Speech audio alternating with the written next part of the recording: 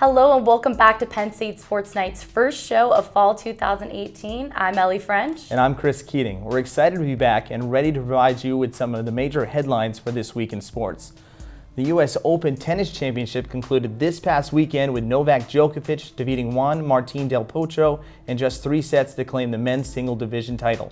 The women's single division title, on the other hand, wrapped up Saturday evening with Naomi Osaka defeating Serena Williams in straight sets. Despite Osaka's victory, the attention following Saturday's matchup fell on Williams. The 6-time U.S. Open champion was fined $17,000 by tournament referee Carlos Ramos for, quote, verbal abuse, being warned for coaching, and breaking her racket. However, the United States Tennis Association announced Sunday they would review its policies in wake of the tournament's officiating controversies. It's almost October, Ellie, which means playoff baseball is right around the corner. In the American League East, the Boston Red Sox still lead this week's MLB Power Rankings, being 2 games shy of 100 wins. After almost sweeping the Boston Red Sox this past weekend in Boston, the Houston Astros are still continuing their postseason push with an 89-54 record. Even with the team's injury-filled season to key hitters, Alex Bregman has proved to be a key offensive weapon for the defending World Series champions, leading the team in numerous categories including hits, home runs, and RBIs. The Astros currently lead the AL West, but the Oakland Athletics sit only 2.5 games behind. With power hitters Chris Davis and Matt Chapman, the A's will look to try and impress Houston for the top spot in the next couple of weeks, Ellie. We had a few nail-biters this past weekend in the world of college football. The Texas A&M Aggies almost went the distance against the second-ranked Clemson Tigers. A failed 2-point conversion with under a minute remaining gave the Tigers the 28-26 win in what many considered the game of the week. College football had its first major upset of the season as the Arizona State Sun Devils handed the number 15 ranked Michigan State Spartans their first loss of the season. Big Ten teams are now 0-10 when playing on the road in Tempe. And up next on Penn State Sports Night, our college football crew will be breaking down the adjustments made between Weeks 1 and Weeks 2 for Penn State football. Welcome back to Penn State Sports Night, our college football segment tonight, joined by Hunter Pitkoff, Jeff Morgan. I'm your host, Matt Freiler. Penn State coming off a big win, 51-6 at Heinz Field over the Pittsburgh Panthers. A lot of offense, some pretty good defense as well. The Nittany Lions kind of did a good job on all facets of the game. We're going to really break this one down to you and look ahead to their matchup with Kent State and the rest of the season. So guys, I want to ask you first, what adjustments do you think Penn State made between the App State and Pitt games that really, crafted this big result? I think Penn State was a young team coming into the season. They have a lot of turnover on defense and offense. They lost Saquon Barkley, they lost Marcus Allen, Mike Gesicki, some big key names on their core of their team. So I think that the biggest change they made was settling down. They came out, they were ready to go, even though the rain wasn't cooperating, the weather wasn't good for them. They came out and they played a calm football game, it seemed like. They got going early, they beat a mediocre team in Pitt, and they showed that they were clearly the better team. They're not going to lose to Pitt on most days, so they showed that they can show up when they need to and beat a good team, and that's how they're going to continue to roll through the rest of the season. Yeah, the biggest adjustment for me, it's the scoreboard. I mean, Penn State barely beat Appalachian State in an overtime thriller at home, but then 51-6 against Pitt. So you got to score points to win, but you also got to make sure you score more points, or less. The other teams got to score less points. They did a pretty good job with that. But in terms of actually on the field, they did a lot better in the secondary against Pitt.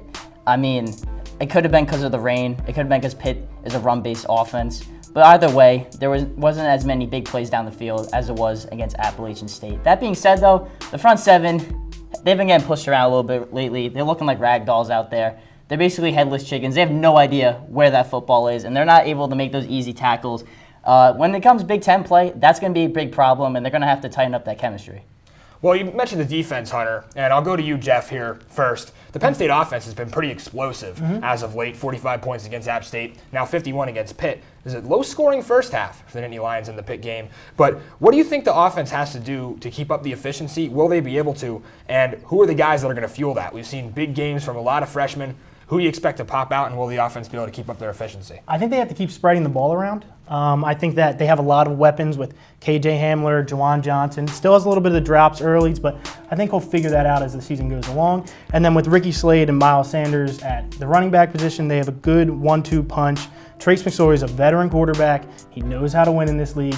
He's going to do pretty well as the season goes on. He's a Heisman candidate, so I think that they just need to keep staying with consistently spreading the ball around to that way they can continue to get the ball in the playmakers' hands and let them do what they do best, which is make plays. They've been doing it well the first 2 games, and I think it'll continue as they play in conference play. Yeah, exactly. So far, we haven't seen too many big plays down the field. I think the running game is the ultimate stabilizer for this team. They got to get that going right away. Miles Sanders, I think he's due for a big season. He's run really well with that aggressive style play in between the tackles. Ricky Slade, Mark Allen, too. That committee has looked pretty good so far. And we can't forget Trace McSorley. He's pretty good with his legs. He's electric. Yeah, exactly. And in order to maximize that electricity, you got to set up the play action pass. And then you're going to find guys like KJ Hamler, who's looked great so far, Jawan Johnson, DeAndre Tompkins. All those guys can run down the field and make big plays. And exactly, got to set up that play action for McSorley to do his thing. So Trace McSorley, a lot of youth around him this year, guys, but he stepped up as a leader of this team. That's what we expected from him. Now, when you talk about the Heisman conversation, I mean, we are only 2 weeks into the season, but this has been 11 straight games now for Trace McSorley with at least a pass and a run touchdown. So when you look at this season compared to some of the other guys, where does he rank right now in your Heisman conversation? I think he's top 5. I think Trace McSorley plays in a team in a big conference, so he has that going for him. He's going to see a lot of the snaps where they're focused around him. They run a run-pass option offense, so he's going to be able to control the ball at all times. They're not going to give the ball to Miles Sanders to run up the gut 30 times a game. So it's going to be a lot of big plays for him. He's going to have a chance to put up numbers going into the season. And he's going to have to be performing well when they reach the Michigan States, the Ohio States, the Wisconsins, put up a Heisman game, as they say, for him to solidify his chances. But I think he's a top 5 candidate as of now. You definitely hit it on the nail, Jeff. I mean, he's going to have all the chances in the world. I mean, Penn State's going to be hosting some big Big Ten games this season. Also going to be going on the road against teams like Michigan as well. He's going to have plenty of moments to have that Heisman moment, so to speak. And yeah, he's definitely a horse in the race. I don't know exactly where he ranks right now, but I think it's very high. So for certain, Kent State comes into town to play Penn State. You can catch that game on Penn State Com Radio. It's a noon kick on Saturday. A couple tune-up games before the Nittany Lions take on Ohio State on September 29th. That'll do it here for our college football segment on Penn State Sports Night. For Hunter Pitkoff, Jeff Morgan, I'm Matt Freiler. Welcome back here to Penn State Sports Night. Dylan Huberman here alongside my esteemed colleagues Jason Marcus and DJ Bauer. We're here to talk some NFL football. Guys, we're going to start with James Conner versus Le'Veon Bell, the most pressing situation in the league. What are your guys' thoughts? So I think that Le'Veon Bell is obviously in the wrong here to be holding out for as long as he is. I understand the concept of wanting more money, keeping himself fresh for long-term situations, but at the end of the day, football is the ultimate team sport, and to be doing a move that's as selfish as this is not a good look for him or anyone in the franchise. And as we saw this past week, James Conner is more than capable of filling that role. So really, I think things are looking pretty desperate for Le'Veon right now. I do think he's being a little bit selfish, especially when he promised his teammates that he was going to return to the team. But I also understand where he's coming from. I mean, he is one of the best running backs in the league. He's proved that. He wants big money.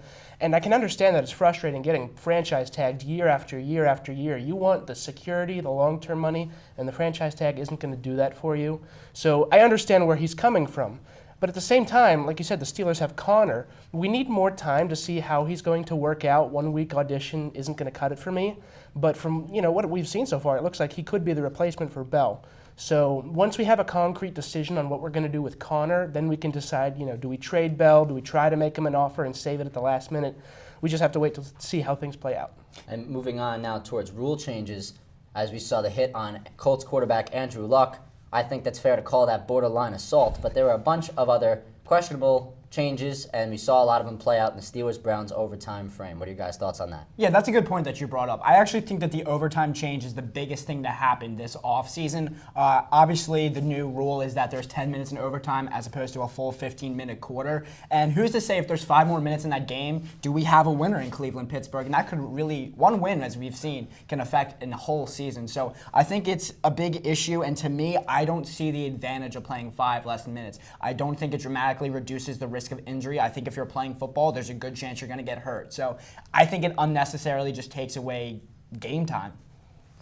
It's interesting to me that you mentioned that Sean Williams hit on Andrew Luck because that's definitely dirty. There's no place for that in football. But my main concern is on the opposite end of the spectrum. I think there have been too many flags in this week 1, especially in that Atlanta-Philadelphia game. 26 penalties. That's too many, especially with that questionable call on the roughing the passer against the Falcons.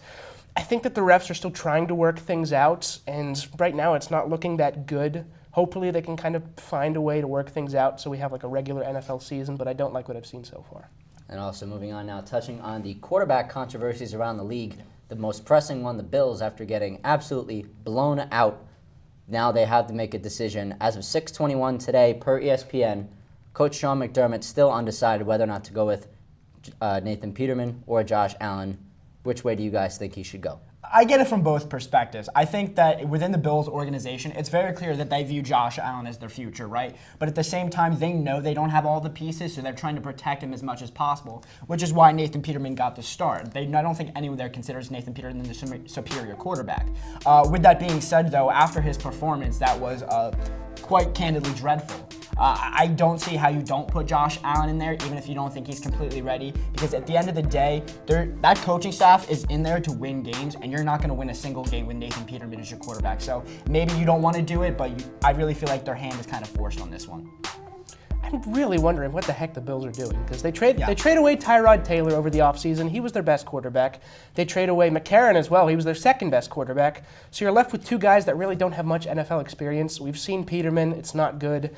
Josh Allen, like you said, I think he is going to be the future franchise quarterback, but he definitely needs more time to develop. Buffalo is not a good situation for him, especially when you consider there's not many weapons on the offense. The offensive line is absolutely atrocious. He needs more time to develop, and he's being thrusted into a situation that's too difficult for him right now. Right now, I think the Bills are in big trouble. Yeah, that's a good point that what DJ brought up. I don't understand, more than anything, the trade of A.J. McCarron, because to me, it seems like he would have been the perfect fit right now, right? Because he's a serviceable quarterback, but he's not the future of your franchise. So I really don't understand why they traded him away. They really didn't get much in return for him. So I think, if anything, that's the biggest move that the Bills have made this offseason that has really got my head scratching.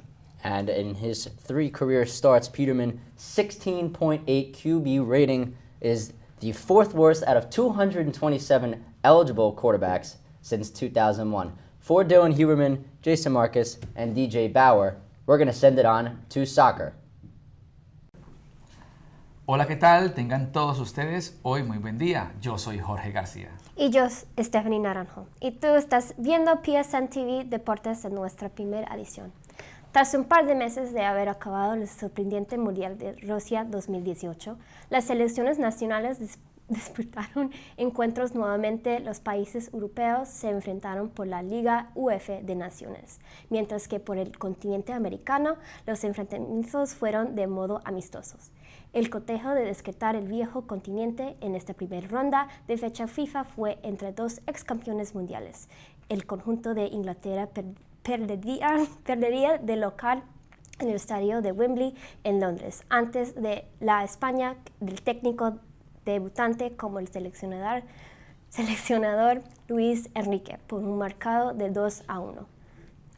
Rashford abrió la cuenta para los británicos al minuto 11 tras un contraataque que terminaría con un sello de gol por una definición de toque exquisito ante el portero David De Gea.